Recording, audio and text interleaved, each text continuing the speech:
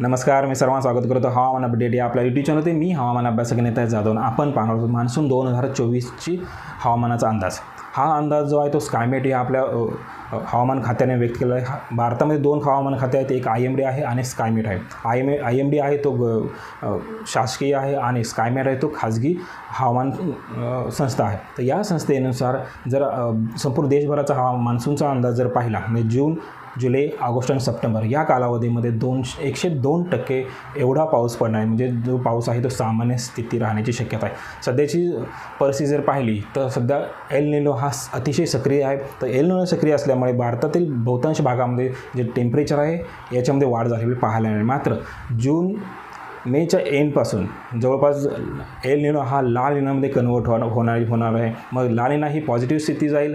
त्यावेळेला पावसाचं वातावरण असेल ती अधिक पोषक बनणार आहे. त्यावेळेला IOD म्हणजे इंडियन ओशन डायपोल याची स्थितीही चांगली असण्याची शक्यता आहे. तर महाराष्ट्र असेल, याचबरोबर गुजरात, राजस्थान तसेच पंजाब, हरियाणा, चंदीगड संपूर्ण देशभरामध्ये मान्सून हा सामान्यपणे राहणार आहे. त्यांच्या ग्राफनुसार जर आपण पाहिलं तर सर्वाधिक जास्त पावसाची शक्यता म्हणजे पूर परिस्थिती येणार आहे ती म्हणजे 10% असेल. याचबरोबर सामान्यापेक्षा जास्त पावसाचा विचार केला तर 20% सामान्यापेक्षा जास्त पाऊस राहणार आहे.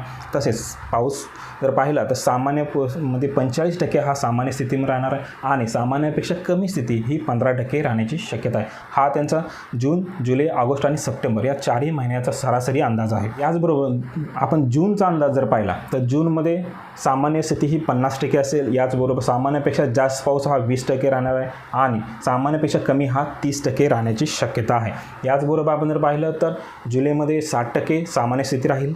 तसेच सामान्यापेक्षा जास्त पाऊस हा 20% राहणार आहे आणि सामान्यापेक्षा कमी पाऊस हा 20% राहण्याची शक्यता आहे. याचबरोबर ऑगस्टचा विचार केला, ऑगस्टमध्ये सामान्यमध्ये 50%, याचबरोबर सामान्यापेक्षा जास्त 20% आणि सामान्यापेक्षा कमी जर पाहिलं तर 30% राहण्याची शक्यता आहे. याचबरोबर सप्टेंबरचा विचार जर केला, सप्टेंबरमध्येही पावसाची शक्यता आहे. 60% हा सामान्य स्थितीमध्ये असेल. याचबरोबर सामान्यापेक्षा जास्त हा 20% आणि सामान्यापेक्षा कमी हा 20% राहण्याची शक्यता आहे. याचबरोबर 15 एप्रिलला IMDचाही हवामान खात्याचा रिपोर्ट येणार आहे. तोही रिपोर्ट आपण या आपल्या चॅनलवरती प्रसारित करणार आहोत. हे होतं जून आणि जुलै, ऑगस्ट, सप्टेंबर या 4 महिन्याचा हवामानाचा अंदाज. जर आता आपण हवामान अपडेट या यूट्यूब चॅनल सबस्क्राईब जर केलं असेल तर सबस्क्राईब करा, बेल आयकॉन नक्की क्लिक करा, म्हणजे तुम्हाला नवीन व्हिडिओ पाहायला मिळतील. धन्यवाद.